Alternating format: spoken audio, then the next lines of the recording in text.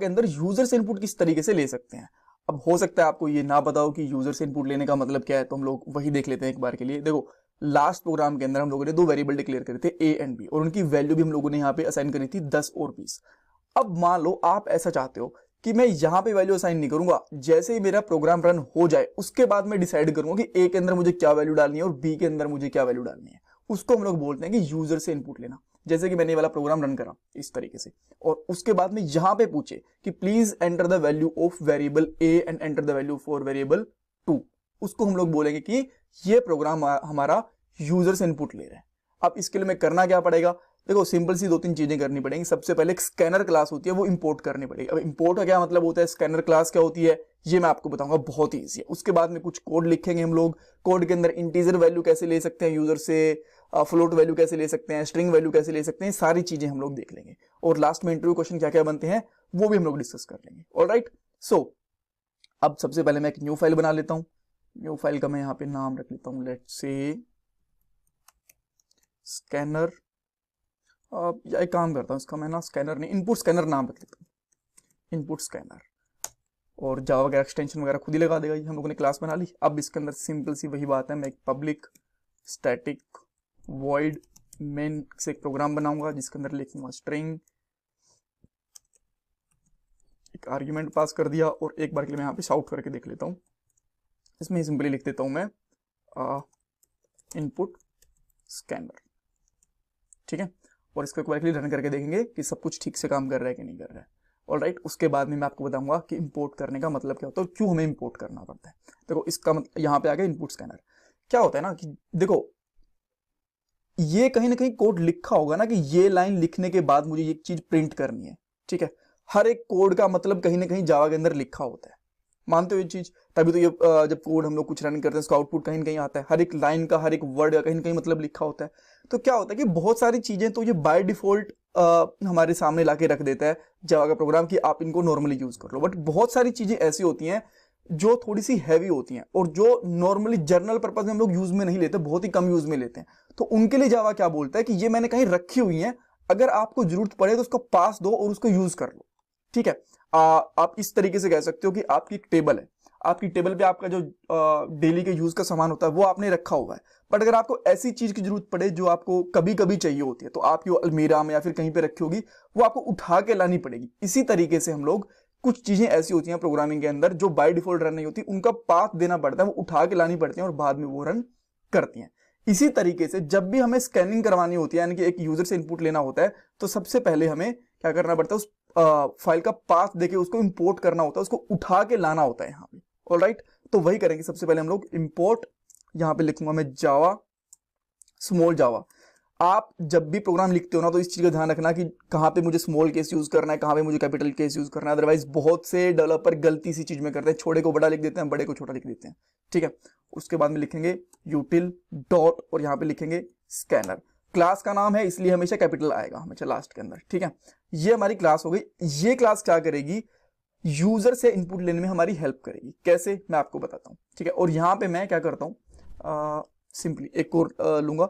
अब इस क्लास का मैं एक ऑब्जेक्ट बनाता हूँ, ठीक है। जैसे हम लोग डिक्लेयर करते हैं ना, हम लोग इंटीजर वेरिएबल करते हैं, फ्लोट स्ट्रिंग वगैरह करते हैं, इसी तरीके से हमें यहाँ पे एक वेरिएबल डिक्लेयर करना है जिसका टाइप होगा स्कैनर। तो उसके लिए जैसे हम लोग करते हैं इंट a इक्वल टू 10, ये करते हैं ना, इसी तरीके से हमें लिखना है यहाँ पे स्कैनर।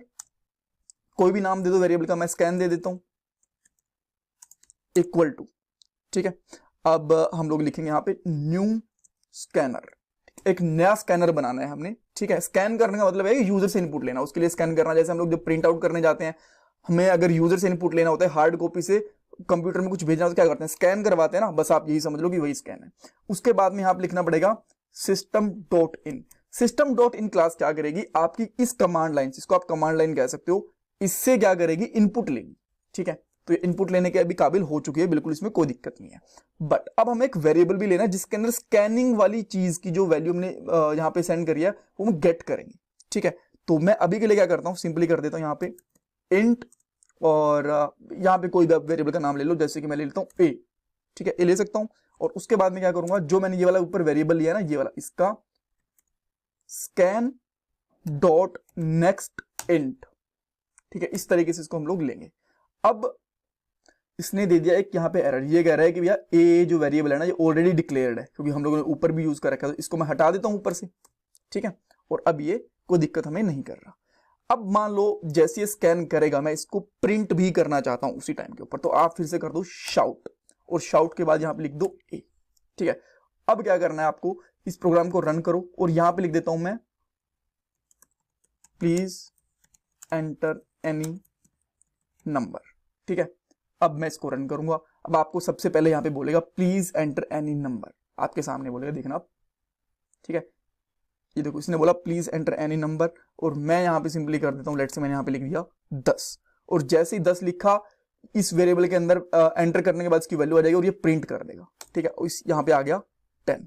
अब देखो मैं यहां पे सिंपल ये भी लिख सकता हूं, एक और स्कैन ले लेता हूं, यहां पे मैं शाउट लिख देता हूं सिंपली, और यहां पे लिख देता हूं you entered your entered value, ऐसे लिखता हूं your entered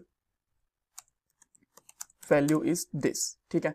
तो अब हम लोग इसको फिर से रन करेंगे एक बार के लिए, और मैं कुछ भी एंटर करूंगा यहाँ पे, कोई भी एक वैल्यू रन होने देते हैं इसको, जैसे कि मैं यहाँ पे करता हूँ 30, और इसने क्या बोल दिया यूर एंटर्ड वैल्यू इज 30, हमने 30 इसको एंटर करा है। तो इतना सिंपल होता है, ठीक है।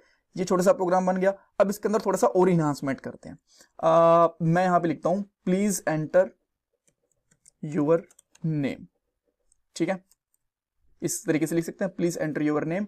और उसके बाद में अब देखो नेम होगा वो इंटीजर तो होगा नहीं, वो क्या होगा बेसिकली, वो एक स्ट्रिंग होगा पूरा का पूरा, ठीक है। तो आप यहां पे क्या कर सकते हो, नेक्स्ट लाइन, ठीक है, लाइन ये क्या करेगा, आपकी स्ट्रिंग वैल्यू लेगा, और यहां पे आपको क्या करना पड़ेगा, स्ट्रिंग इनपुट देना पड़ेगा, ठीक है। और यहां पे लिख देता हूं मैं नेम, और यहां पर आ जाएगा यूर नेम इज,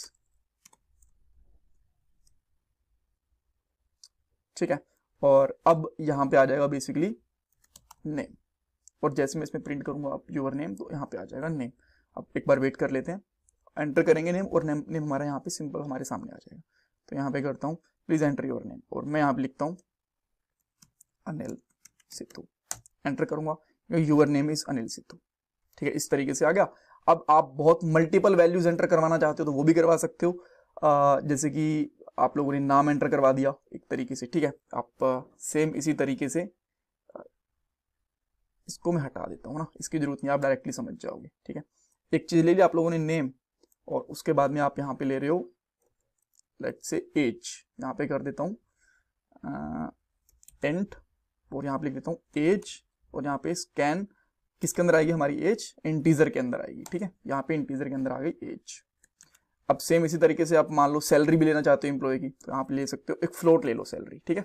फ्लोट भी पता चल जाएगी फ्लोट किस तरीके से यूज करते हैं। और यहाँ पे लेता हूँ सैलरी, और यहाँ पे लिख दूंगा स्कैन। स्कैन क्यों यूज कर रहे हैं आपको पता नहीं चाहिए, बिकॉज स्कैनर क्लास है, ये हमारी इनपुट करने में हेल्प करती है, स्कैनर डॉट, और यहाँ पे अपने आप हिंट मिल जाएगा आपको। यही एक बहुत अच्छी चीज है इंटेलिजे की, और एडिटर के अंदर ऐसा नहीं कि नहीं होती है, बट इसके अंदर थोड़ा फास्ट और अच्छा होता है, तो ये जावा से काफी कंफर्टेबल है, ठीक है। तो यहाँ पे लिख देंगे नेक्स्ट फ्लोट, यहाँ पे नेक्स्ट फ्लोट वैल्यू आ जाएगी हमारी, ठीक है। और इसके अंदर आप यहाँ पे कर सकते हो, जैसे कि आप लोगों ने नेम प्रिंट कर दिया, उसके बाद में दो चीजें और प्रिंट कर सकते हो, जैसे कि एज और उसके बाद में सैलरी, ठीक है, इस तरीके से। और अब इसको रन करेंगे हम लोग।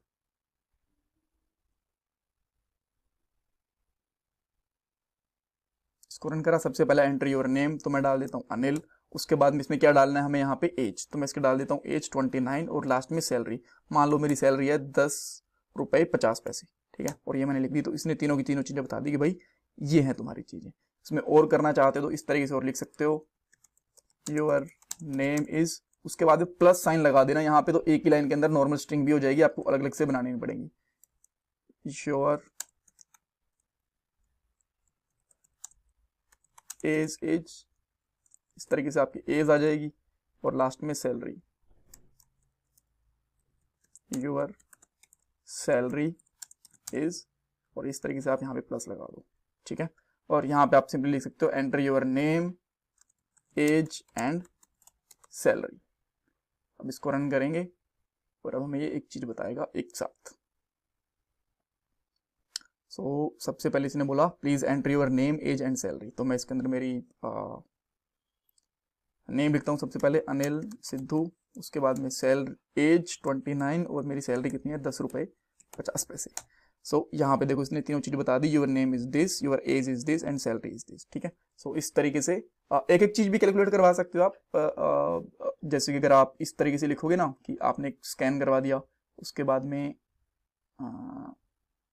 जो एज लिखा है आपने इस तरीके से एज इसके बाद लगा दोगे आप सिंपली।